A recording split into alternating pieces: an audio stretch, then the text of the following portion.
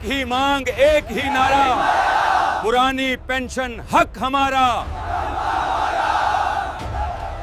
बहाल करो, बहाल करो, बहाल करो, पुरानी पेंशन बहाल करो, बहाल करो, बहाल करो, शतूर शेरी जिंदाबाद, जिंदाबाद, जिंदाबाद। जय हिंद साथियों, सबसे पहले मैं आप सभी सम्मानित सरकारी कर्मचारी मित्रों और पेंशनर का दिल से आभार व्यक्त करता हूं।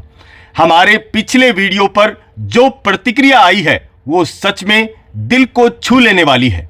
साथियों, भारत देश के हर कोने से कमेंट आए हैं और लगभग 99.9% दर्शक यही कहते दिखे हैं कि उनका सबसे बड़ा कंसर्न है उनका भविष्य, उनकी पेंशन और सुरक्षा। लेकिन अभी सवाल यह उठता है कि जिस यूपीएस और एनपीएस की सरकार इतनी तारीफ कर रही है, क्या वास्तव में यह आपके लिए लाभकारी है, आपके भविष्य को सुरक्षित करेगी और आपको गारंटीड पेंशन मिलेगी? तो फिर ऐसा क्यों है कि 24 लाख एनपीएस कर्मचारियों में से 1 लाख से भी कम कर्मचारियों ने यूपीएस का विकल्प चुना है? साथियों, आज हम इसी सवाल का जवाब ढूंढेंगे। साथ में पीएफआरडीए ने एक रिपोर्ट जारी करी है यूपीएस के मामले में, उसको आसान भाषा में समझेंगे। और साथ ही साथ 9 नवंबर 2025 को दिल्ली के जंतर मंतर में क्या बड़ा आंदोलन होने वाला है, आपको इसकी जानकारी क्यों होनी चाहिए एक सरकारी कर्मचारी और पेंशनर होने के नाते, इस वीडियो में मैं आपको बताऊंगा। तो साथियों, अगर आप सरकारी कर्मचारी हैं या पेंशनर हैं तो आपसे रिक्वेस्ट है कि आप अपनी बिजी लाइफ में से 5-6 मिनट निकालकर वीडियो को अंत तक देखें, ताकि आप समझ पाएंगे कि यह जानकारी आपके पेंशन, आपके फ्यूचर से किस तरीके से जुड़ी है। और साथियों, आपसे एक रिक्वेस्ट है कि अगर अभी तक आपने हमारे चैनल को सब्सक्राइब नहीं किया है तो प्लीज चैनल को सब्सक्राइब कर लें। सब्सक्रिप्शन बिल्कुल फ्री है। नीचे जो ब्लैक कलर का बटन दिख रहा है उस पे एक बार दबाएं, साइड में घंटी का बटन है उसको दबाएं, ताकि आपको समय पर हमारी सारी लेटेस्ट अपडेट पता चल सके। चलिए साथियों, बिना किसी देरी के वीडियो शुरू करते हैं। हाल ही में पीएफआरडीए यानी pension fund regulatory and development authority ने एक रिपोर्ट जारी करी है जो यूपीएस की लोकप्रियता को लेकर बहुत कुछ बताती है। 14 अक्टूबर 2025 तक 24 लाख एनपीएस कर्मचारियों में से केवल 97,094 कर्मचारी यानी 1 लाख से भी कम कर्मचारियों ने यूपीएस का विकल्प चुना है। यानी सिर्फ इतने ही कर्मचारियों ने यूपीएस को अपनाया है। इसको प्रतिशत में देखें तो सिर्फ लगभग 4% ने ही यूपीएस में दिलचस्पी दिखाई है। सरकार ने शुरुआत में यूपीएस का विकल्प चुनने की अंतिम तारीख रखी थी 30 जून को, आप सभी को याद होगा। लेकिन उत्साह की कमी दिखी, इस वजह से उसकी तारीख बढ़ाई गई 30 सितंबर तक। उसका प्रचार प्रसार किया गया। इसके बावजूद भी कर्मचारियों ने इस विकल्प को अपनाने में उदासीनता दिखाई, नहीं तैयार हुए, क्योंकि उनको गारंटी नहीं दिखी। इसमें भी वही अनिश्चितता दिखी जो कि एनपीएस में है। और बाद में इसकी तारीख एक बार और बढ़ाई गई और अब इसकी आखिरी तारीख है 30 नवंबर 2025। तो साथियों, इस सब के पीछे एक बड़ा सवाल उठता है, आखिर क्यों सरकारी कर्मचारी यूपीएस लेने में रुचि नहीं दिखा रहे? अगर यह स्कीम इतनी अच्छी है तो लोग इसे अपना क्यों नहीं रहे? इतना समझाने के बावजूद, इतना क्लियरिफिकेशन देने के बावजूद, जिसमें वित्त मंत्री, हमारे सूचना और प्रसारण मंत्री अश्विनी वैष्णव जी ने साफ साफ बताया है कि यह आपके लिए फायदेमंद है, फिर भी सरकारी कर्मचारी क्यों नहीं तैयार हो रहे? इसका कारण समझते हैं। पीएफआरडीए की जो रिपोर्ट आई है वो आरटीआई के आधार पर आई है। एक कर्मचारी ने आरटीआई डाला, राइट टू इंफॉर्मेशन एक्ट, जिसमें पूछा कि इस डेट तक यानी अक्टूबर 30 तक, अक्टूबर की जो लेटेस्ट डेट है उस तक कितने कर्मचारियों ने यूपीएस को अपनाया है, और जिसमें संकेत मिलता है कि कम प्रतिशत जिन्होंने यूपीएस को चुना है। इससे पता चलता है कि कर्मचारी यूपीएस से संतुष्ट नहीं है। इसमें अगर विभाग वाइज देखें हम डाटा, तो सिविल विभाग के कर्मचारियों में सिर्फ 38,500 कर्मचारियों ने ही यह विकल्प चुना है, डाक विभाग के करीबन 18,500, रेलवे के 28,500 और डिफेंस यानी सिविल डिफेंस के करीबन 11,000 कर्मचारी इसमें शामिल हुए हैं। साथियों, बाकी 24 लाख में से अधिकांश ने यह विकल्प ठुकरा दिया है। तो इसके पीछे मुख्य कारण क्या है?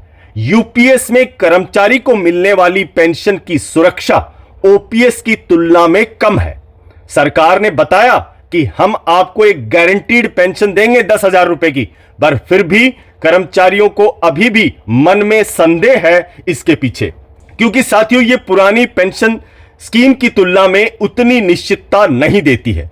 यहां तक कि कर्मचारी नेता और यूनियनों का कहना है कि जो यूपीएस में संचित राशि, मतलब जो पैसा कलेक्ट होगा, इसमें आपको पता है कि कर्मचारी भी कंट्रीब्यूशन देता है और गवर्नमेंट भी कंट्रीब्यूशन देती है और उसको फिर मार्केट में इन्वेस्ट किया जाता है और उस निवेश से जो धनराशि बनती है उसका करीबन 90% सरकार उसका हिस्सा रोक लेती है और कर्मचारी और उनके आश्रितों को यह राशि कभी वापस नहीं मिलती। साथ ही साथ आपने देखा है अभी कि राजस्थान, हिमाचल प्रदेश और बाकी जिन राज्यों में भी ओपीएस दिया गया है वहां पर भी उनका जो बकाया पैसा है वो केंद्र सरकार वापस देने की बजाय उनके पीछे टाल मटोल कर रही है। यानी आपकी मेहनत की कमाई पर यूपीएस के तहत पूरी तरह भरोसा करना मुश्किल है। इसलिए ओपीएस की बहाली की मांग लगातार तेज हो रही है। कर्मचारी यूनियन क्या चाहते हैं साथियों? अब बात करते हैं कि कर्मचारी और पेंशनर क्या मांग कर रहे हैं। आप ध्यान से सुनिए, आपकी मांगों से यह मांग मेल खाती है नहीं, क्योंकि ये जो मैंने डाटा इकट्ठा किया है ये सब हमारे पेपर मीडिया और जो लेटेस्ट बड़े बड़े अखबार हैं उनमें जानकारी मिलती है। तो साथियों, इसमें पहली मांग है कि पुरानी पेंशन योजना को पूरी तरह से बहाल किया जाए। दूसरी बड़ी मांग है यूनिफाइड पेंशन स्कीम और एनपीएस जैसी अंशदायी विकल्प जो भी सरकार ये नई स्कीम लेकर आई है इनको वापस लेना चाहिए। तीसरा, कर्मचारियों के मेहनत की कमाई पर पूरा अधिकार होना चाहिए और कानूनी रूप से उनको सुरक्षा मिलनी चाहिए और उसे सुनिश्चित करना सरकार का काम है। साथियों, केंद्र और राज्य सरकार के कर्मचारी संगठन लगातार सरकार पर दबाव बना रहे हैं। अखिल भारतीय रक्षा कर्मचारी महासंघ और एनएसएनओपीएस के जो अध्यक्ष हैं वो भी इस दिशा में ही काम कर रहे हैं। साथ ही अभी आगे बढ़ते हैं और इसमें समझते हैं कि कर्मचारी को क्या करना चाहिए। अभी सभी बड़े बड़े डेवलपमेंट दे रहे हैं और सरकार की तरफ से भी हर दिन नया आदेश आता है। इसके बीच में कर्मचारी कंफ्यूज है कि भाई डेट तो बढ़ा दी, अभी मैं क्या करूं। एक आदमी बोलता है यूपीएस सही नहीं है, सरकार बोलती है यूपीएस चुन लो, तो कर्मचारी करे तो क्या करे। तो कर्मचारी को यूपीएस विकल्प चुनना चाहिए या नहीं चुनना चाहिए वो हम देखते हैं। तो साथियों, रिपोर्ट और वास्तविक डेटा यही बताते हैं कि अधिकांश कर्मचारी यूपीएस लेने के पक्ष में नहीं है। इसके रीजन मैं आपको बता चुका हूं। ऑलमोस्ट ये जो स्कीम है ये एनपीएस से ठीक है, इसमें कुछ दो बड़ी गड़बड़े हैं जिनकी वजह से कर्मचारी इस पे भरोसा नहीं कर पा रहे हैं। जो हमने अपने पिछले वीडियो में भी बताया था, इसमें जो वीआरएस की एज पहले तो वो 25 साल रखी गई थी, उसको घटा के 20 साल कर दिया है सरकार ने। वो यूनियनों ने जब दबाव डाला तो उसके बाद में उसको 20 साल कर दिया गया, वो ठीक है। पर इसमें एक सबसे बड़ी कमी यह है कि पेंशन के लिए आपको आपके सुपर एनुएशन एज तक वेट करना होगा। यानी आप कभी भी रिटायर हो जाओ, आपकी पेंशन शुरू होगी 60 साल के बाद। तो यह इसमें एक सबसे बड़ी प्रॉब्लम है।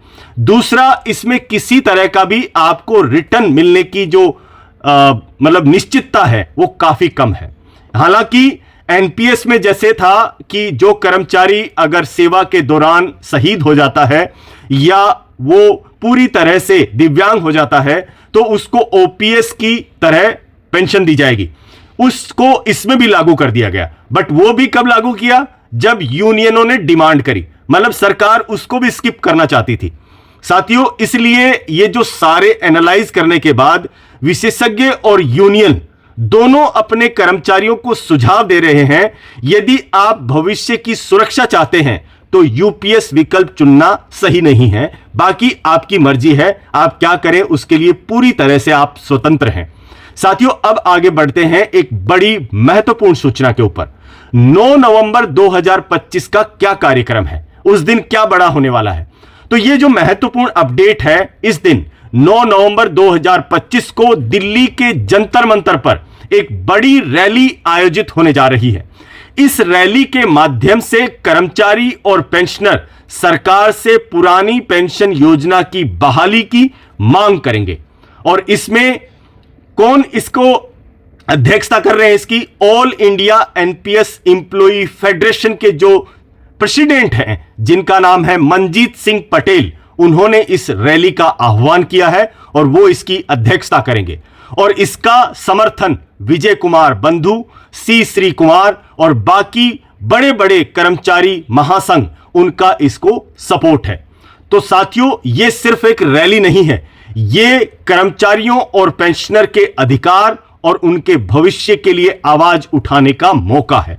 साथियों, अगर एकजुटता में बताया जाएगा तो सरकार को जरूर समझ में आएगा और सरकार जरूर चेतेगी। तो साथियों, यह थी पूरी जानकारी, पीएफआरडीए की ताजा रिपोर्ट, यूपीएस की क्या स्थिति है और कर्मचारी की क्या मांग है, और 9 नवंबर की रैली आपके लिए क्यों जरूरी है। तो साथियों, अगर आप अपने भविष्य और पेंशन को लेकर चिंतित हैं तो यह वीडियो आपके लिए बहुत महत्वपूर्ण था।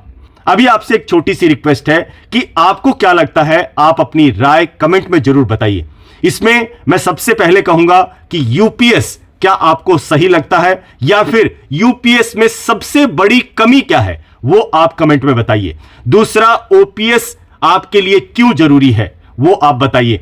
और तीसरा, आप कहां से, कौन से डिस्ट्रिक्ट, कौन से स्टेट से ये वीडियो देख रहे हैं, ताकि ये जो आवाज है उसको और बुलंदी मिल सके। और ज्यादा से ज्यादा शेयर करें अपने सरकारी कर्मचारी मित्रों, अपने पेंशनर दोस्तों, सबके साथ में। आप किसी भी सोशल मीडिया का इस्तेमाल कर सकते हैं, व्हाट्सएप, फेसबुक, इंस्टाग्राम, ताकि ये जानकारी सभी तक पहुंच पाए। और साथियों, चैनल को सब्सक्राइब जरूर करें ताकि आप ऐसी अपडेट कभी मिस ना करें। साथियों, आइए मिलकर अपनी आवाज को बुलंद करते हैं, पुरानी पेंशन योजना की बहाली के लिए संघर्ष में आगे बढ़ते हैं। साथियों, ओपीएस की मांग, हमारा हक, 9 नवंबर जंतर मंतर दिल्ली। साथियों, फिर मिलेंगे एक ऐसी अपडेट के साथ में, तब तक के लिए जय हिंद, जय भारत, वंदे मातरम।